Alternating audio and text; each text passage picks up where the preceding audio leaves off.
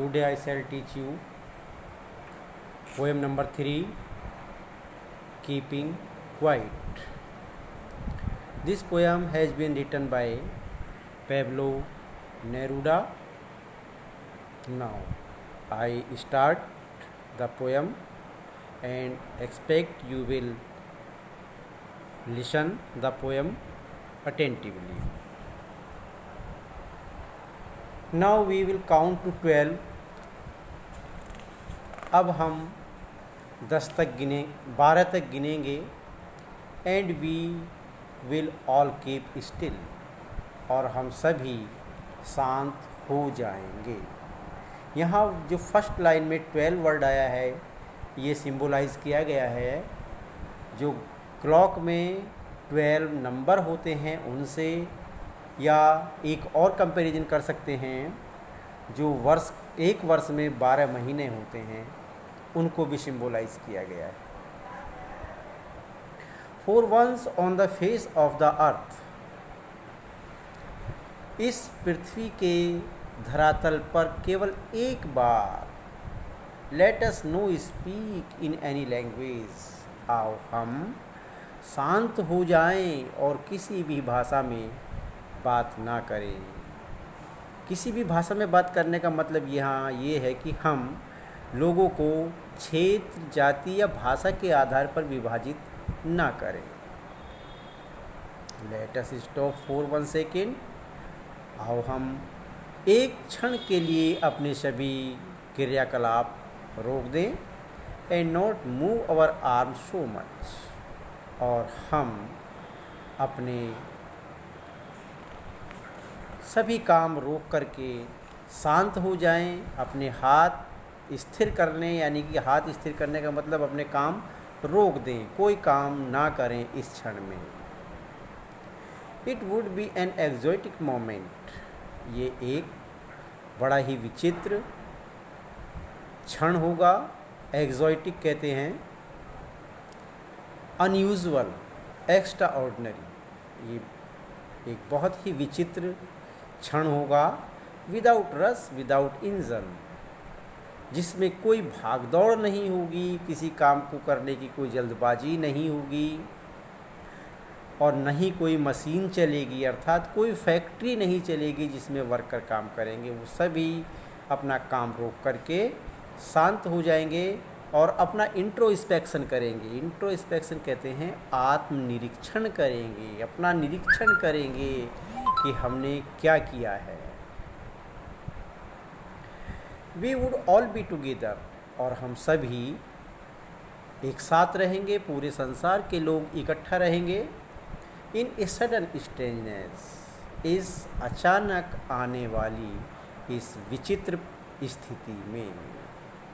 Fisherman in the cold सी, और ठंडे जल के जो महासागर हैं, सागर हैं, समुद्र हैं, उनमें मछुआरे would not harm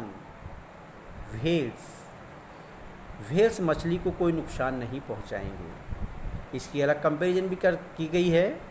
fisherman symbol है ताकतवर लोगों का और व्हेल्स सिंबल है कमज़ोर लोगों का, अर्थात ताकतवर लोग कमज़ोर लोगों से इस समय में, इस विचित्र क्षण में काम नहीं कराएंगे।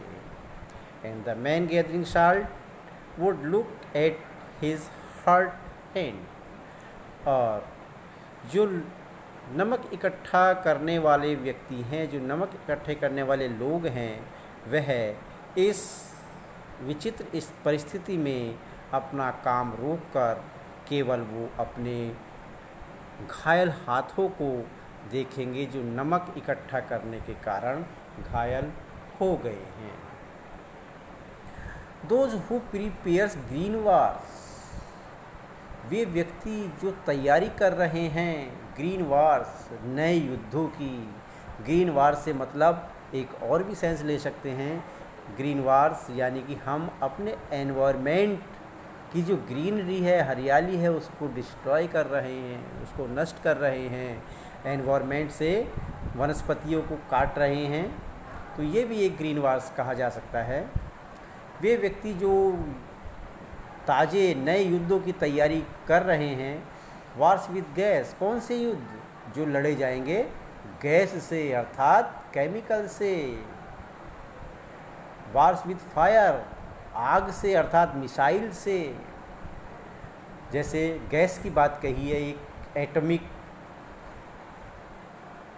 बम होता है, अणु बम, परमाणु बम, तो ये सब क्या है? गैस के युद्ध हैं। फायर, मिसाइल्स, जिससे मिसाइल से जो आग उगलती हैं मिसाइल्स, उससे युद्ध किए जाते हैं। अब युद्ध के बाद क्या होगा? Victory with no survivor.